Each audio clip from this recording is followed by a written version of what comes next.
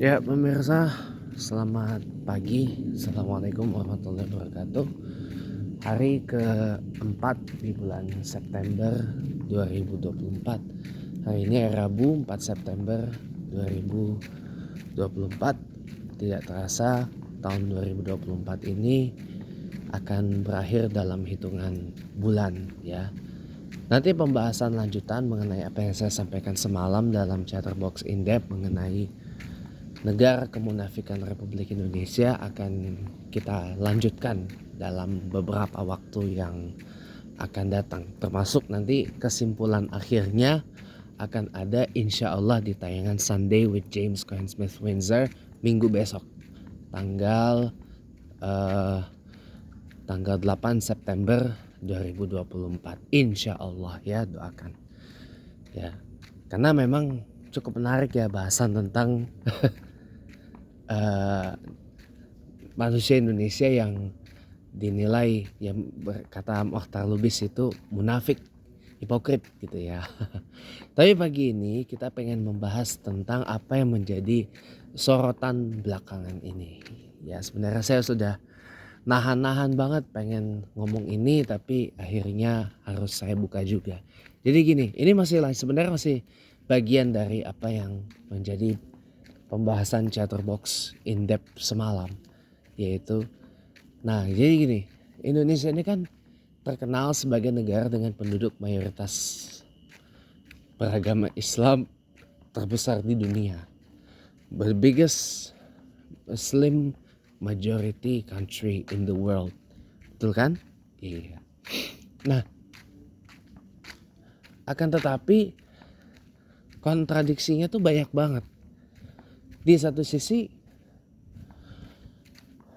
menurut salah satu survei, orang-orang di Indonesia menganggap agama itu penting. Ya, tapi di satu sisi juga ya kontradiksi terjadi. Indonesia adalah salah satu negara dengan tingkat judi online tertinggi di dunia.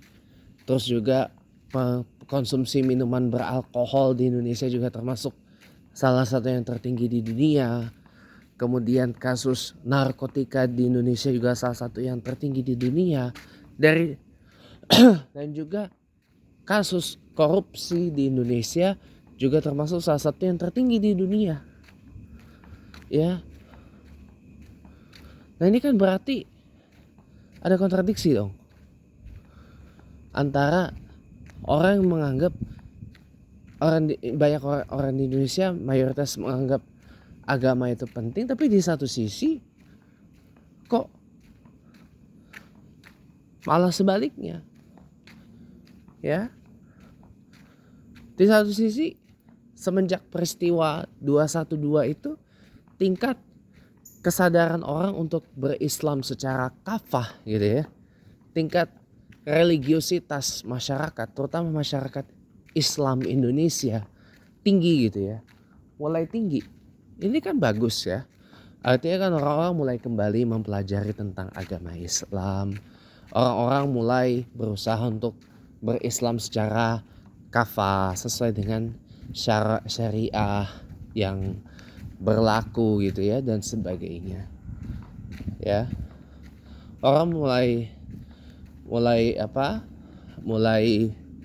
menjalankan ajaran agama Allah ini dengan sepenuh hati gitu loh, bukan dengan setengah hati, dengan sepenuh hati gitu, bukan dengan setengah hati ya. Kafah itu artinya sepenuh hati. Salah satu arti dari kafah itu adalah dengan sepenuh hati, dengan setulus hati, bukan dengan setengah hati gitu ya. Adkhulu fis silmi kafah gitu dan sebagainya. Tapi di satu sisi kok malah terjadi kontradiksi seperti yang tadi saya sebutkan di awal. Nah ini kan berarti apa? Orang menjalani, tidak semua orang di Indonesia ini yang menganggap agama itu penting, terutama mungkin Islam itu penting, tapi menjalaninya dengan serius. Atau tidak semua orang menjalani agama Misalkan agama Islam ini dengan utuh gitu loh. Ada yang cuma sekedar menjalani agama Allah ini, agama Islam ini hanya gara-gara ikut-ikutan tren. Nah ini kan jadi apa gitu ya. Ada variabel lain juga, ini dari temuan saya sendiri ya. Dan maaf kalau ini mungkin agak subjektif ya.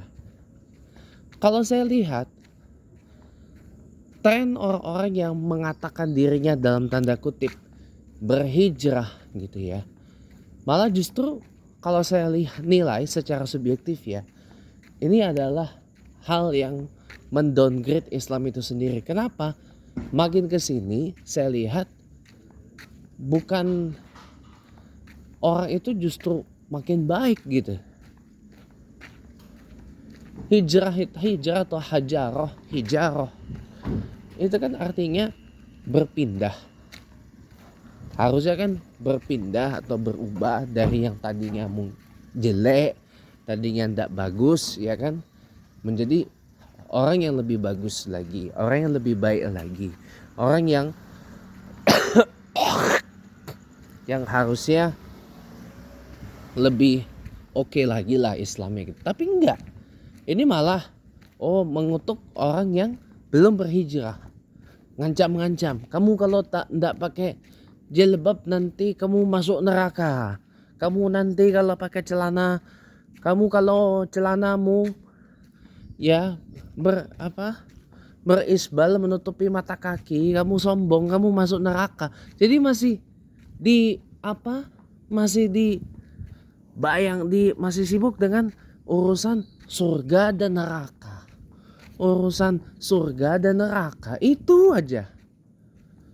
Surga dan neraka itu memang hal pasti, betul. Kita semua pasti pengen masuk surga, betul. Kita semua pengen terhindar dari yang namanya api neraka, betul. Memang. Tapi untuk bisa ke sana ada usahanya. Ada ikhtiarnya. Kan saya udah bilang, ada ikhtiarnya.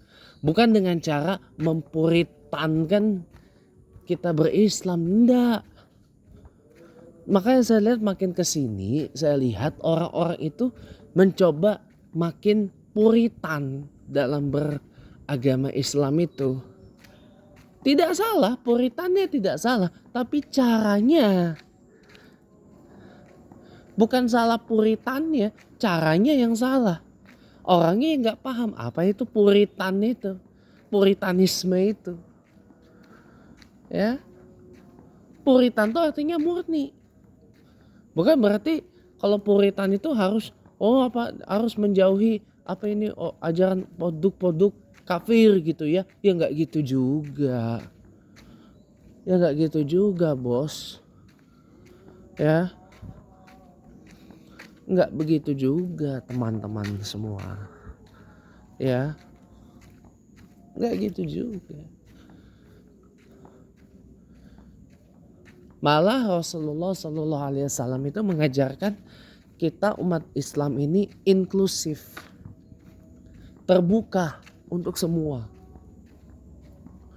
bukan malah menutup untuk satu sama lain, saling tertutup satu sama lain. Enggak, itu bukan ajaran Rasulullah itu. Ya, jadi makanya ya kita jangan mengeksklusifkan diri dengan seakan-akan menjadi orang yang puritan dalam berislam. Enggak boleh. Justru makin kesini kita harus makin inklusif. Tapi inklusif pun juga ada filternya, ada batasnya. Kalau sudah menyangkut akidah, jelas tidak bisa ditoleransi lagi. Tapi kalau masalah muamalah, ya monggo silahkan. Ya. Jadi dalam beragama Islam itu seperti yang kemarin saya sampaikan, kita tuh dibawa dengan riang gembira aja. Tapi juga harus pakai nalar, pakai logika. Jangan sibuk ancam sana, ancam sini. Kamu kalau tidak pilih pemimpin muslim, kamu nanti masuk neraka. La ilaha illallah, gimana mau menyenangkan kalau kayak gitu? Kamu jangan Kamu jangan salah pilih guru. Kamu kalau salah pilih guru nanti gurumu bawa kamu masuk neraka. Lah kalau kayak gitu gimana orang mau happy? Ya. Katanya, oh kalau guru yang ngajarin agama Islam itu tidak perlu lucu. Tidak perlu banyak tertawa. Yang penting ilmunya sesuai dengan manhaj salaf. Ilmunya sesuai sunnah. Nah ini kan ajaran Wahabi nih yang kayak gini nih. Wahabi itu bukan sunnah. Ya. Wahabi itu bukan sunnah. Yang ngomong Wahabi sunnah atau Wahabi manhaj salaf, mainnya kurang jauh. Mereka ini nyamar biar kejahatan mereka itu tidak terbuka. Mereka ini nyamar. Orang Wahabi itu pintar berkamuflase, pintar nipu-nipu, ya, pintar nipu-nipu orang Wahabi nih, ya, pintar nipu, ya.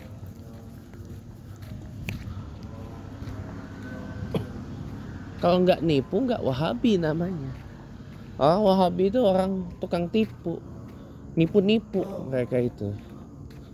Ya, kenapa saya bilang Wahabi itu orang tukang tipu? Ya.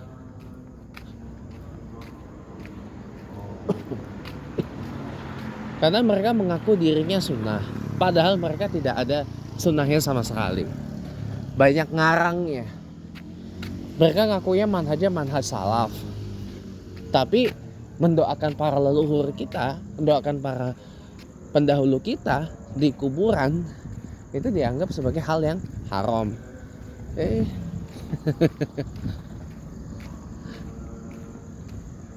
Jadi ini ngaku-ngaku gitu loh. Jadi ya mohon maaf ya teman-teman ya. Saya ulang sekali lagi, marilah kita berislam dengan riang gembira, dengan bersukacita, ya, dengan logika dan nalar yang sehat. Gak perlu kaku dan gak perlu harus jadi orang Islam yang puritan banget, itu enggak. Dibawa santai aja. Sekian, assalamualaikum warahmatullahi wabarakatuh.